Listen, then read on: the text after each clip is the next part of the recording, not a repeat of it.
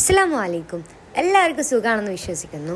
ഞങ്ങൾ ഈ വർഷത്തെ ചെറിയ പെരുന്നാൾ കഴിഞ്ഞതിന് ശേഷം നമ്മളുടെ മുസ്ലിം ലീഗ് നിർമ്മിച്ചു കൊടുത്ത വീടുകൾ കാണാനും വേണ്ടിയിട്ട് വയനാട്ടിലെ തൃക്കൈപ്പറ്റയിൽ വന്നതാണ്. അവിടുന്ന് കുഞ്ഞാലിക്കുട്ടി സാഹിബിൻ്റെ ഫാമിലീസിനൊക്കെ കാണാൻ പറ്റിയിട്ടോ.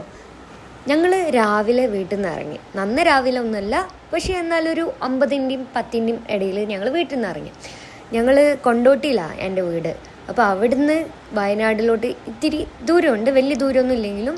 അങ്ങനെ ഞാനും എൻ്റെ ഫാമിലിയും ചുരം കയറി കഴിഞ്ഞതിന് ശേഷം നമ്മൾ ഇവിടെ സ്ഥലത്തെത്തി. ഈ സ്ഥലത്തിൻ്റെ പേര് തൃക്കൈപ്പറ്റ. നമുക്ക് എല്ലാവർക്കും അറിയാവുന്ന വളരെ സങ്കടകരമായിട്ടുള്ള വേദനിപ്പിക്കുന്ന ഒരു ഡിസാസ്റ്റർ ആയിരുന്നു 2024 നടന്നിട്ടുണ്ടായിരുന്നത്. അതായത് മുണ്ടക്കൈ ചൂരൽമല മണ്ണിടിച്ചിൽ കാരണം ഒറ്റ രാത്രി കൊണ്ട് തന്നെ ഒരുപാട് ഫാമിലീസ് മരിച്ചു പോയതും അവർക്ക് വീട് നഷ്ടപ്പെട്ട ഒരു രാത്രിയായിരുന്നു അത്. അവർക്കും വേണ്ടി നമ്മളുടെ മുസ്ലിം ലീഗ് 101 വീടുകൾ നിർമ്മിക്കാൻ ഉദ്ദേശിച്ചിരുന്നു. അതിൽ 51 വീടുകളുടെ താക്കോൽദാനാണ് ഇവിടുന്ന് കഴിഞ്ഞിട്ടുണ്ടായിരുന്നത്. നിങ്ങളെല്ലാവരും മസ്റ്റായിട്ട് വിസിറ്റ് ചെയ്യേണ്ട ഒരു സ്ഥലമാണ് കേട്ടോ. തൃക്കൈപ്പറ്റ എന്ന് സെർച്ച് ചെയ്ത് കൊടുത്താൽ മതി. ഇവിടെ ഞങ്ങൾ വന്ന സമയത്ത് തന്നെ അത്യാവശ്യം നല്ല ആളുകളുണ്ടായിരുന്നു. എല്ലാവരും പെരുന്നാൾ കഴിഞ്ഞതിന് ശേഷം ഇവിടെ ഈ വീടുകൾ സന്ദർശിക്കാനാണ് കേട്ടോ വന്നത്. ഈ വീടുകൾ മൊത്തം ഫർണിച്ചേഴ്സും കാര്യങ്ങളൊക്കെ കൊടുത്തിട്ടുണ്ട്. അതായത് ടേബിൾ, കസേര, അങ്ങനത്തെ കാര്യങ്ങളൊക്കെ കൊടുത്തിട്ടുണ്ട്. ഞങ്ങൾക്ക് ഈ വീടിൻ്റെ ഉൾഭാഗം സന്ദർശിക്കാൻ അവസരം കിട്ടിയിട്ടുണ്ടായിരുന്നു.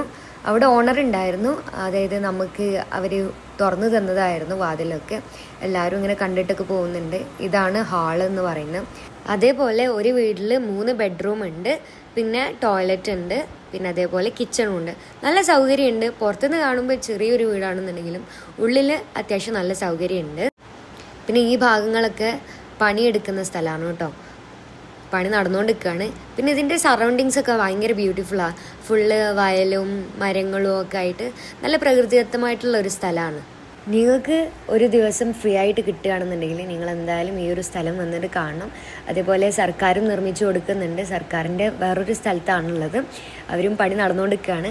നമുക്ക് ഈ വീടുകളൊക്കെ കാണുന്ന സമയത്ത് വളരെയധികം ദുഃഖം തോന്നും. കാരണം ഒറ്റ രാത്രി കൊണ്ട് നമ്മളുടെ ഫാമിലിയിലെ അംഗങ്ങളൊക്കെ മരിക്കുക അല്ലെങ്കിൽ കാണാതാവുക എന്നൊക്കെ പറഞ്ഞു കഴിഞ്ഞാൽ നമുക്ക് ഇമാജിൻ ചെയ്യാത്തൊരു കാര്യമാണല്ലോ. അപ്പം എന്തായാലും ഇവിടെ നിൽക്കുന്ന എല്ലാ കുടുംബക്കാർക്കും നല്ല സമാധാനത്തോടെ നല്ല ഹാപ്പിയോടെ ജീവിക്കാൻ പറ്റട്ടെ.